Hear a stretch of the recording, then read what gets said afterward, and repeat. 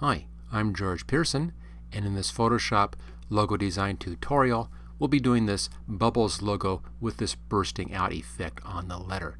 If you enjoy this video, make sure that you click on the like button and also subscribe to my channel. If you want to learn a lot more about Photoshop, then look at my complete training. You'll find links for that in the description and also in that YouTube cards thing up there in the upper right hand corner. Okay, let's get to it.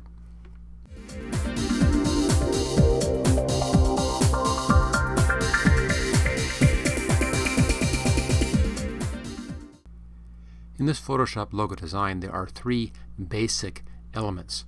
First off, there is a pattern in behind here, and I made this pattern myself, made a pattern for that and saved that pattern.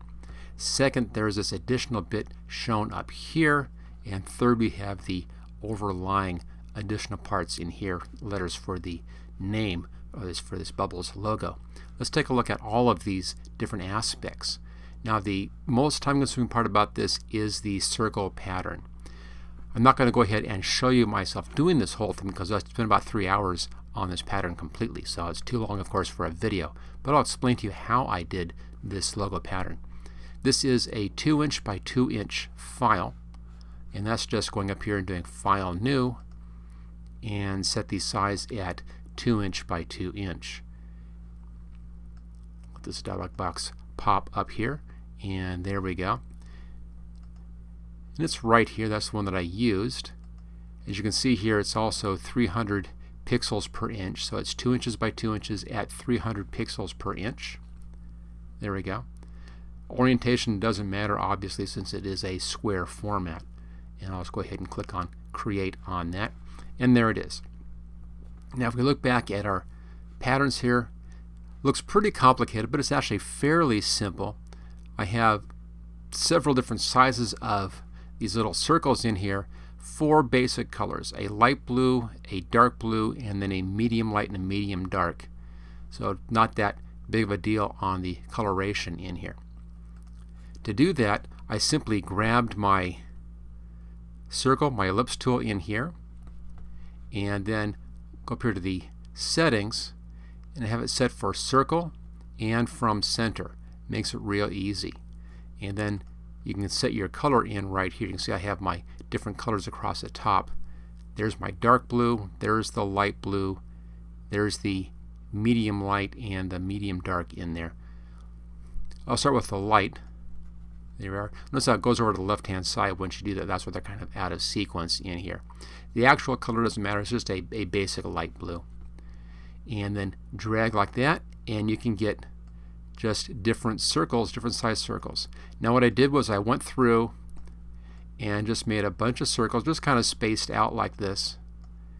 Just put a few in, just kind of randomly around. I'm setting them so that they're not touching. Not really important. You can do overlapping if you want to. So I did a whole bunch of those, spaced about like that. I then went in here, changed the color. Let's go to the dark blue color. Changed the color, came in and did some more. Again, just working around like this until I filled the whole thing up. And I did this with all 4 different colors on the bubbles, and all 4 different shades, and filled it up so it's pretty much filled up. You can see it right there. It's pretty well filled up. Now, at one point I came in and actually zoomed in further and filled in some of those additional spots in there just to make it a bit tighter on that circle pattern. And as I was working, and I had the thing mostly filled in, I then went in, zoomed into the circles in here, and grabbing the Move tool, I brought them together so that they were almost touching. So I came in and I just kind of rearranged everything like this and made them just about touching. And once I had squeezed them in, I then went back out again, back to our fit on screen, and then did more around those. Just go ahead, I'll put in just a few more here. It's changed it over to a medium blue right there. So I came in then and just did a few like this and began filling in, and just continued to work along until I had this basically filled in with all these different size dots. Now that's the process. It just takes a while to do that, to fill these all in. And that took me, and I can get rid of this one here, that took me up to this point.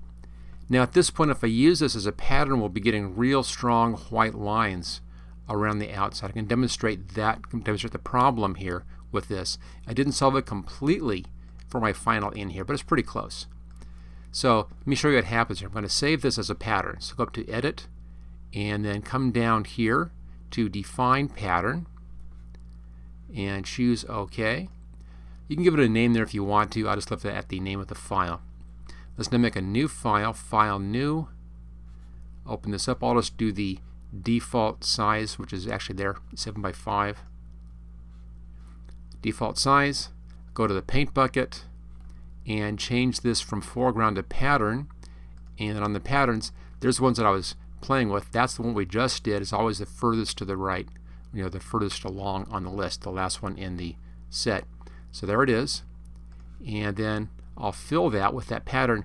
You can see there's the edges. You can see how they have these white lines kind of come in with that. So I need to fix the edges on this. Okay, let's just undo that fill. So go back to this. So the next step, once you have that done, once you get it to this point, which takes a while to do all these little circles, once you get to this point, then go up and go to Filter, come down to Other, and Offset. Now it has to go into a smart object, as you can see here, so it needs to have some rasterization done. So what I'm going to do is I'm going to take this and actually save this out as a flattened file. I don't want to flatten this one, so I'll just do a little Save As, File, Save As. And let's just save this as 2, so it's Circle Pattern 2, choose Save. There we are. Let's go over here to the layers and right-click on the name on any of these layers here.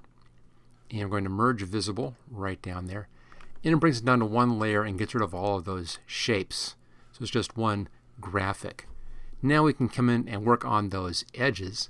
Go up to Filter, come down here to Other, and then way down to Offset, right at the very, very bottom down there.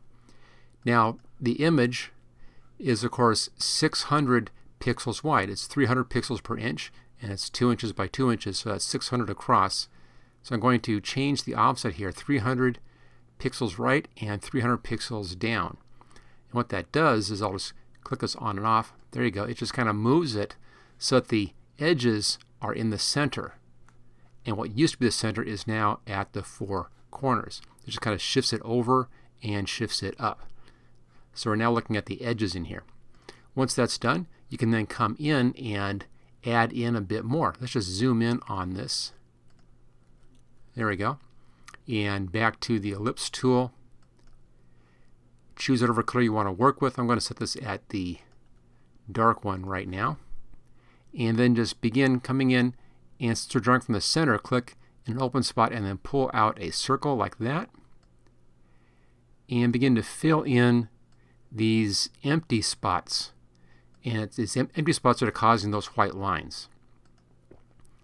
So just want to kind of just fill these in and shift your blue colors around so you get different blues and fill in all these little spots as you're working around, and that will then hide those lines. Once you've gone through and done that, let's just set this back out again here.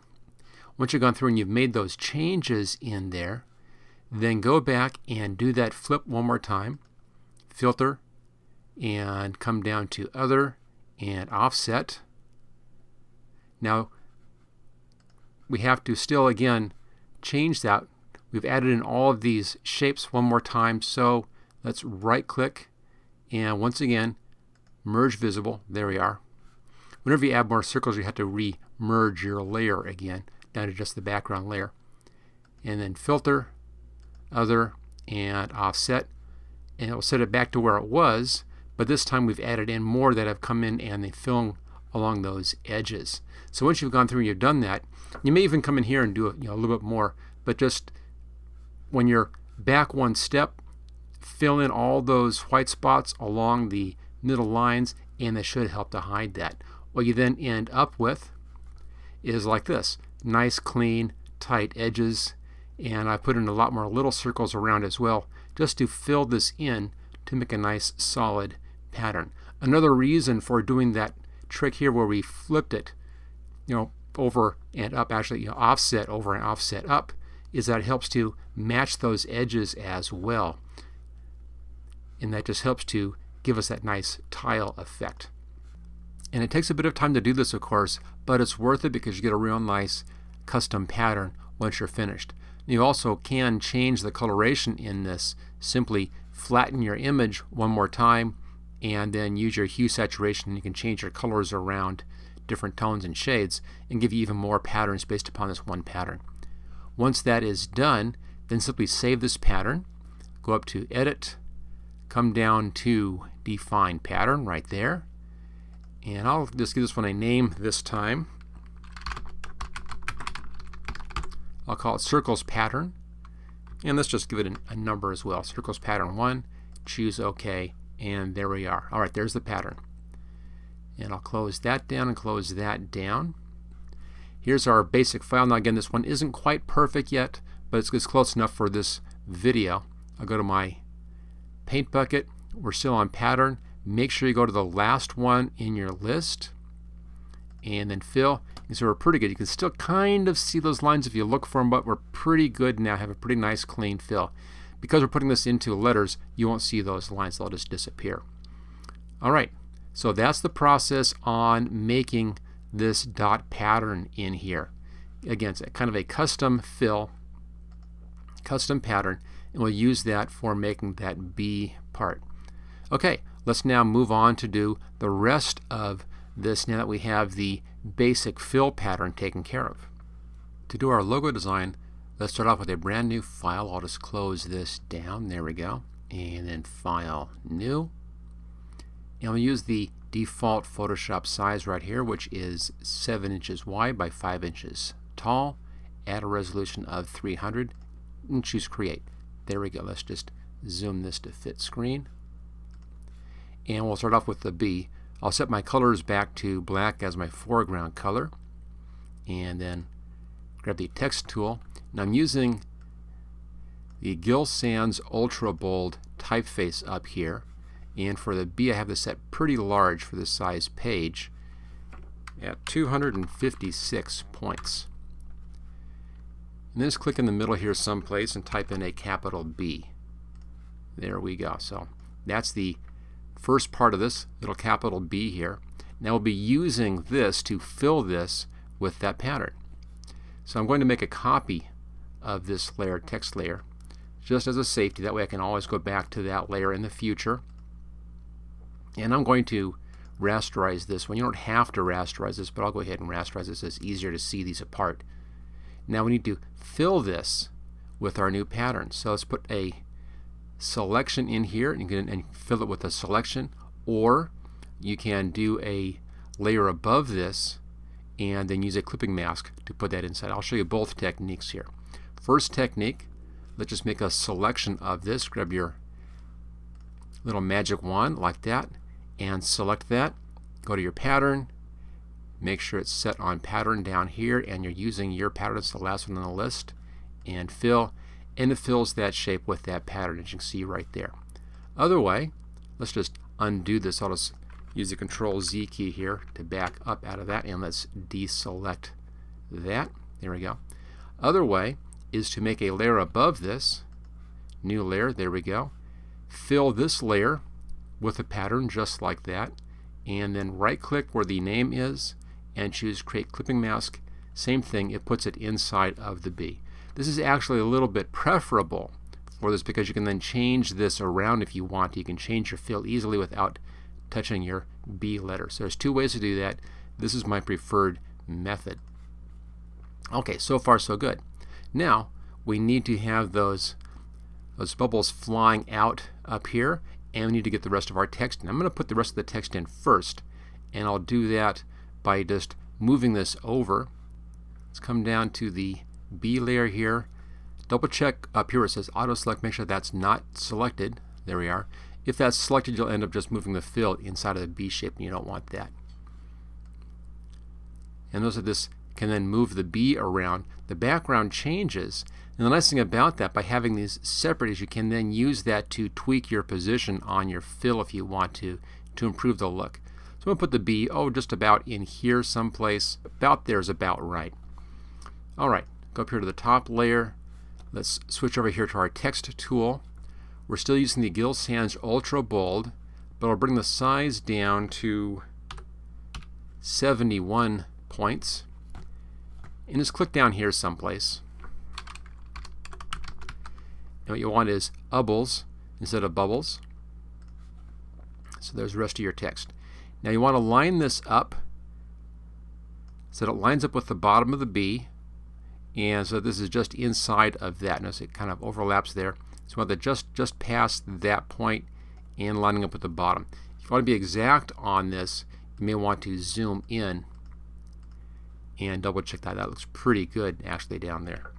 Okay, so there's on screen again. So there's the ubbles on that. And I need a little bit of space up here for our floating dots. So I think this position is pretty good.